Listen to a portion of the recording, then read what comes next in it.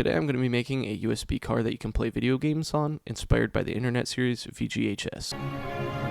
Let's drift. So for this project, I'm going to be using a drill, a Dremel, an assortment of Dremel bits, a couple plastic clamps, some JB Weld. Most importantly for this project, some safety glasses. When I was working on this, I had hot plastic flying at my face. So first of all, you're going to need to get a USB drive, and you're going to want to pry the plastic away, but be careful not to damage it. And this is what the drive should look like after you remove the shell. Now you're going to want to flip your car upside down and remove these two rivets here and here. We're just going to drill right through them. Be careful not to drill too deep or you could accidentally go through the top of the car. Once the rivets are removed, you can take the bottom off.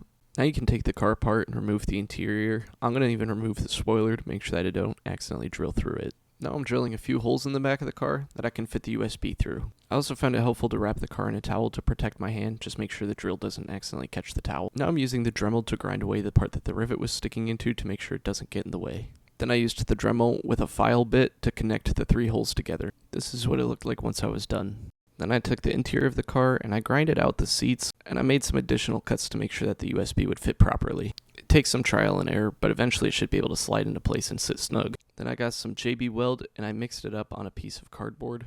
Then honestly I just started globbing it in and make sure that the USB drive isn't going to move at all. I don't know, this might damage the drive, but it worked for me, I guess. I don't know.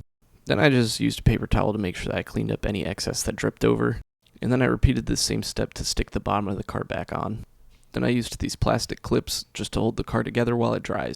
Alright, so I waited overnight for this to dry. Now we can take the clips off. And your car should be held together nice and strong. Now you should have a fully working USB car. I even renamed mine, and I installed a game called V-Drift on it. I can't lie, this ended up being a bit more of a difficult project than I anticipated, but I'm very happy with the way that it turned out. If you enjoyed this video, please remember to like and follow.